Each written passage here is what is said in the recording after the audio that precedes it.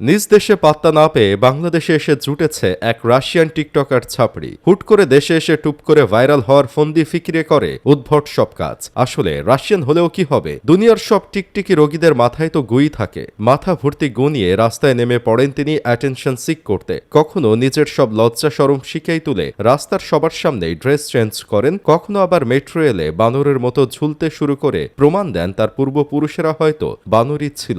আবার অন্যের কোলে মাথা রেখে শুয়ে পড়েন এই এলিয়েন কোনো পারমিশন ছাড়াই। এই বিদেশি জোকার মনিকা কবিরকে চেনেন না এমন মানুষ বাংলাদেশে নেই। ভারতীয় বাপ এবং রাশিয়ান মায়ের একমাত্র মেয়ে তিনি, কিন্তু নিজ দেশে না থেকে বাংলাদেশে এসে গা এলিয়ে পড়ে থাকেন। বাংলাদেশে আসার কারণ হিসেবে বলেন এক ক্রিকেটারের প্রেমের টান তাকে এতদূর নিয়ে এসেছে, আর সে এই দেশেই থেকে বাচ্চা কাচ্চা পয়দা করতে চান। খুব ভালোবাসেন এই দেশকে, কিন্তু তার ভালোবাসার নমুনা কেমন সেটা বাঙালি দেখেই নিল।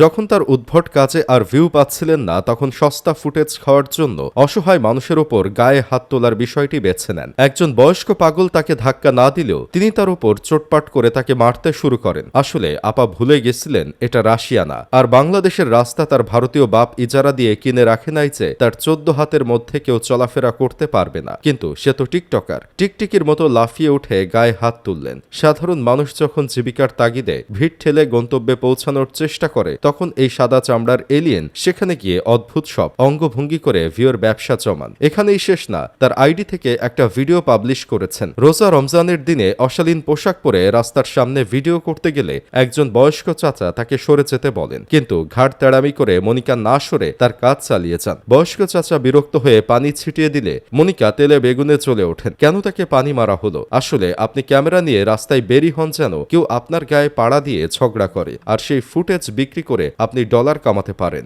আপনার উদ্দেশ্য যদি সত্যি হ্যারাসমেন্টের বিরুদ্ধে প্রতিবাদ হতো, তবে সেই ভিডিওর ক্যাপশনে অন্তত স্পন্সরের নাম ট্যাগ করা থাকতো না। আসলে আপনার মনে তখন লাড্ডুই ফুটেছিল যে ভাইরাল হওয়ার মতো একটা ফ্রেশ টপিক পাওয়া গেছে। সবচেয়ে আজব আর আফসোসের বিষয় হলো, আমাদের দেশের কিছু সস্তা মিডিয়া আর নামি দামি ব্র্যান্ডগুলো এই ছাপড়িদের পেছনে লাইন ধরে। তারা ভুলে যায় যে ভিউ আর ভ্যালুর মধ্যে আকাশ পাতাল তফাত আছে। ভুলে যায় এই মহিলা নামেই শুধু রাশিয়ান, অথচ সারা বছর এই মহিলাকে বাংলাদেশের অলিতে গলিতে এরকম লেম অ্যাক্টিভিটি করতে দেখা যায়। আমাদের এই দেশে আপনার মতো ভিনদেশি ফালতু ক্যারেক্টারের কোনো দরকার নেই মনিকা আপা। আপনি বরং আপনার তল্পি তল্পা গুটিয়ে নিজের দেশেই পগার পার হন। আপনার এই রাশিয়ান কায়দা দয়া করে ও দেশেই গিয়ে দেখান। অনেকে আগেই বলছিল আপনার এই সস্তা মানসিকতার কারণে বড় কোনো অঘটন ঘটবে, আর আপনি এখন ঠিক সেই পথেই হাঁটছেন। শেষমেশ যখন ধরা খাবেন, তখন হয়তো বলবেন বাংলাদেশিরা খুব খারাপ, এদের কোনো কালচার নেই। অথচ আপনি নিজেই আমাদের দেশের সহজ সরল মানুষকে টোপ হিসেবে ব্যবহার করে পকেট ভারী করছেন।